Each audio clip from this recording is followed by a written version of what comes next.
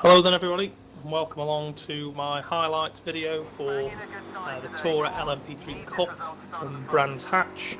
We're on the GP circuit and this is rounds 3 and 4 of the championship, so we're going into qualifying here with 7 minutes 40 remaining. We were feeling fairly confident in qualifying, and just quickly to mention, sorry about the graphics at some points during the video because they are a little bit glitchy at times, and that's down to the stream through the Twitch app on Xbox because it's just not very good really. So hopefully when I get my PC, which should be in the next month or two at least, I should be able to provide a higher quality video and stream for you to all enjoy, hopefully. So yeah, like I said, we were in qualifying here, 7 minutes left, and I felt quite confident going into it, to be fair. I was reasonably happy with the setup. Come back from work on the night of the race, managed to do a few more laps and managed to break well into the 17s with a 17.5 in practice. So I was hoping to bounce into qualifying and get a 17 fairly early on, but struggling a little bit. The wheel fine this time.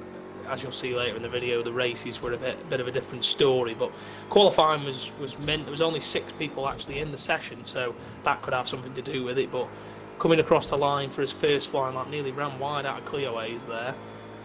But the first flying lap, Webber's set was an 18.6 pretty much. Mine was only an 18.8, so nearly an 18.9. So it wasn't the best first lap, but that still put us P2 in the session. I then crossed the line to start another lap. So at this point I'm thinking, right, I've got to get a decent lap in here for try and snatch away pole. But 3 minutes left, plenty of time. Get a good few laps in there. Again, the screen goes a bit glitchy again, but you can see coming down to Grey Mill Bend, clip the curb a little bit, use all of the runoff as much as you dare without spinning the wheels too much. Into Surtees, you got to brake really early and actually roll the car through and hit the power as hard as you can in these cars, because there's not a lot of power to spin you around, but it will catch you out if you're not careful. So now we're coming down into, I believe this one, which one is this? Chapman curve, possibly? I can't think off the top of my head, but reasonably good run through there. This one's a difficult corner because you can't hit either of the curves really, because you'll get really unsettled. This one's difficult, uphill, right-hander, not take too much curb, but you can take a little bit. Don't run out on the grass, otherwise you will spin as you're putting lock on the car as well. That one helps you with the second to last corner, helps you with the camber in the corner, so you can really fire around there, and then into the final corner of clearways you can take a little bit of curb, don't run out too wide to get the best run to the line, take the shortest run up against the pit wall, and it actually was half a second quicker, so I managed to get down to an 18.3. So this is my final lap. Now pressure's on here, I'm only just under a tenth faster than Webber's. And as you'll see in a second, Webber's actually bangs in his 17.977 there and returns straight to the pits because he can't get another lap in. So he's absolutely laid down the benchmark time, and I'm up again here. So I'm only 4/10 off, and I know I've got the time out the back of the circuit because I really didn't find a lot. But here I get a little bit on the curb, get the car sliding a little bit, don't carry quite a good exit speed down to the next corner. But I have gained a little bit on my previous laps, so that's all good. Now here's where it all starts to go wrong. I tip it into here, start getting a bit of understeer. I've run a little bit wide in the corner, but then I dip a wheel on the grass on the left hand side again. I don't know what it is with these cars, but and then get all over the curb. I'm still up on my time and I'm losing all the way up here, and then again I dip a wheel on the grass on the way in and just lose it. The picture quality goes a little bit funky there, but as you can see, yeah, Webber's managed to secure the pole with a 17.9 and I only managed an 18.393. Shard and Chris for a TM doing pretty well as well, managing to, I think, qualify overall. I think it was 4th and 5th or 4th and 6th or something like that. Burnout actually beat me by half a tenth of a second, I believe it was. So he separated the TM lads, me and Webber's at the front, which was a bit disappointing. Now here, the stream does go a little bit funny again, but you can see I pull over because my wheel goes, I've got no force feedback again. Again, same story as last week. I thought, right, I'm going to have to pull over, sort the wheel out, fix it, well, try and fix it at least, and just see what we can do, because now I'm thinking, oh god, I'm rolling down the hill. I hope I don't hit the wall. So I click A to reconnect my wheel, and I'm right up against the wall, and I actually take out the braking board into Graham Hill. I'm thinking at this point, Jesus, that was lucky. Silly me parking on a hill, to be fair. But yeah, so I managed to get away with that. So here you can see I'm testing the wheel. I'm trying to see if it's still twitchy and weird feeling, because what it feels like is there's no weight to the wheel. So when you put in lock in, and you see again, I pull over and stop and reset it again because it still isn't right. Now, what you see, what it feels like is when you're used to taking, say, turn 1 at maybe, I don't know, 70% lock to the right. When you've got this twitchy bug, it feels like you can only turn 20% to the right, like 20 degrees to the right, sorry. So you have only got that little tiny bit of play in the wheel to be able to correct mistakes, correct the line. If you're understeering and you need less lock, you've got to dial lock off. And if you're turning too much, the back end's going to come round on you. So it's really difficult to get dialed in, especially when you've been practicing and the wheel's been fine. So here you can see I'm plucking my way back through up to the P3, which I do just in time. So I'm checking the wheel again, but at this speed you can't see if it feels right at all. You just can't get a feel for how it is or anything like that. So you can see here Burnout actually goes ahead of Webbers a little bit, but Webbers is dictating the pace. He said something about, I think he said 45 miles an hour at this point, so Burnout drops back. You've got Shard behind me, Touring in 5th, Rapids in 6th. So I think Chris actually qualified 7th in this one. So not the best debut for Chris, but Shard managed to do pretty well. As you'll see in a minute, he manages to get up past me off the line, but we're eagerly waiting Jensen's call for the green, and he calls green now, so we're underway. Shard gets a brilliant getaway. I got a really poor one, really, and I know he's on my outside, so I'm trying to keep it on the inside whilst trying to, there you go, and it glitches again. So he did get ahead of me into Druids. I kind of said, yeah, go ahead, mate, because I really didn't want to have a crash with him, but I'm still here. I'm thinking, what's wrong with my wheel? Why am I twitching it all over the place? And I did so well to keep it out the side of him in turn 1, because you can see how much I'm just, it's just so light, the wheel is, and horrible feeling. But either way, we're plugging away, we're in 4th, we've got Touring behind us, just nearly a second back. But watch what happens here. Shard just completely gets it wrong and goes off the circuit, and in the rearview mirror he bounces nearly back onto the track. And then more firework, Burnout hits the curb, gets all squirrely and gets it sideways, and I just miss him, narrowly miss him, and in the mirror you can see there's absolute carnage. So at this point, me and Webbers are thinking, right, we've got a decent gap here, let's just try and plug away. So Webbers actually pulled a gap on me, so this is 10 minutes further into the race. He pulled a gap, and as I got better and better with the wheel and how it felt, you can see I'm going quicker. Now I'm setting faster split times, and Webbers is only a second ahead at this point.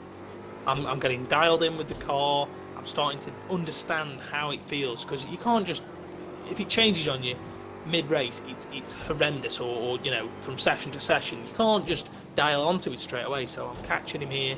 I'm thinking, right, I'm going to be able to just either work with him and pull a gap to the rest of the cars, which we do already have, like a 4.5, 5 second gap. I think Alcoholic there makes a mistake. You can see the delta time at the top left going up, and then 4th place, he's 16 seconds back. So me and Webbers are comfortable here. 1-2's on the cards. Just get it to the end, get your pit stop right and whatnot, and then here's me, hits the curb too much and just lost it.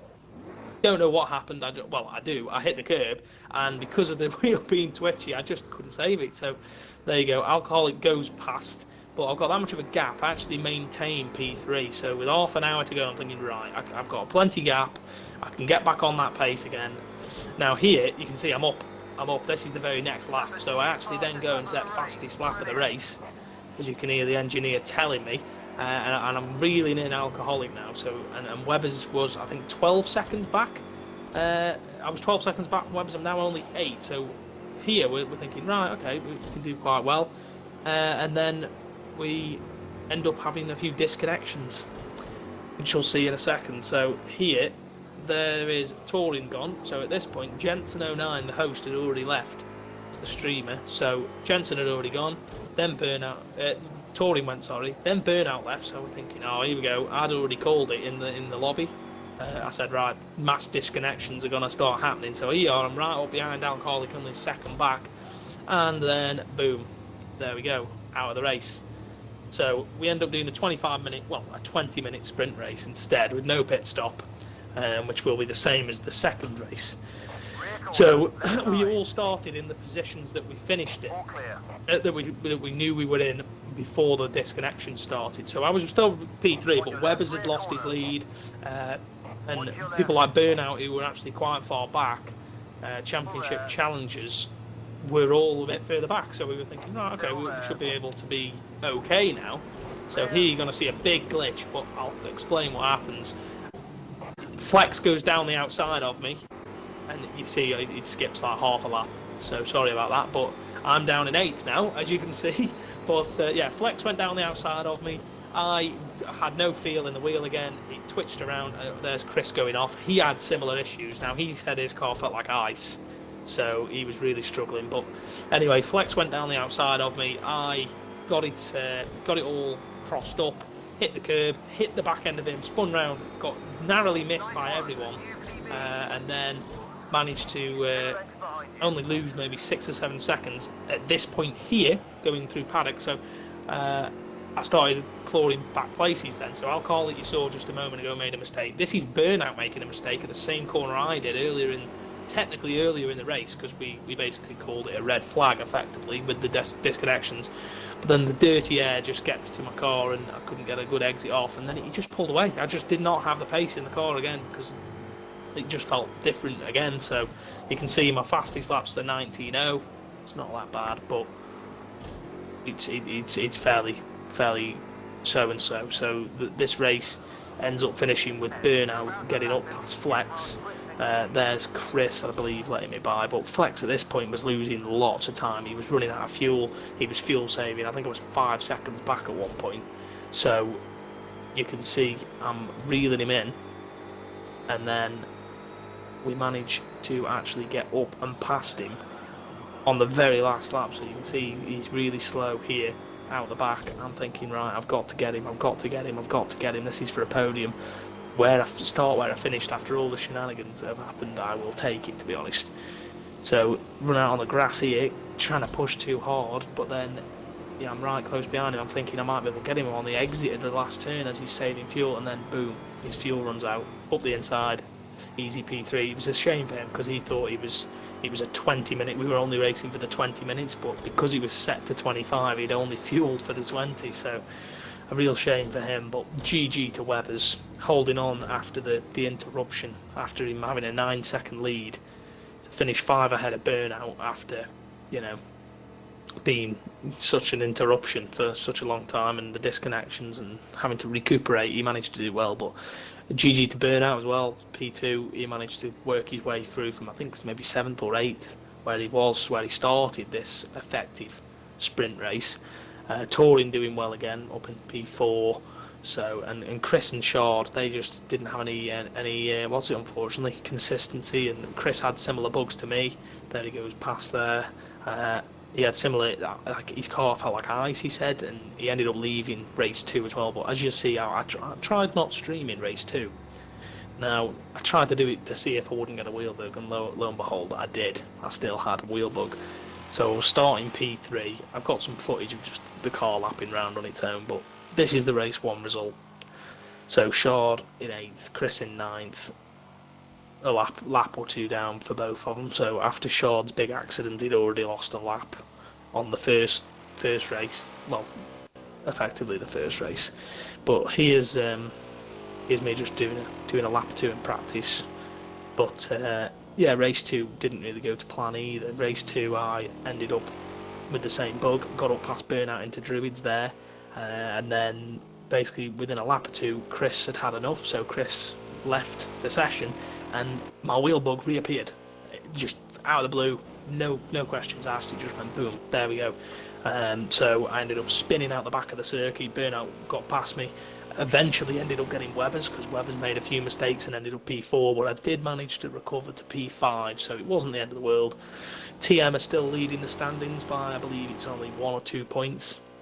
And I think there's 7 splitting me, Webbers and Burnout.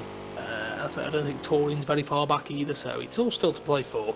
And I'm really hoping the next patch gets released ready for round 5 and 6 at Spa, because the cars should be fantastic around there. But hopefully we won't get the bugs, and hopefully we won't have the lobby issues, because it took an absolute age to get race 2 underway. So we'll see where we go, but we'll see you at Spa next week, and I'll probably won't do wheel cam. So thanks for watching.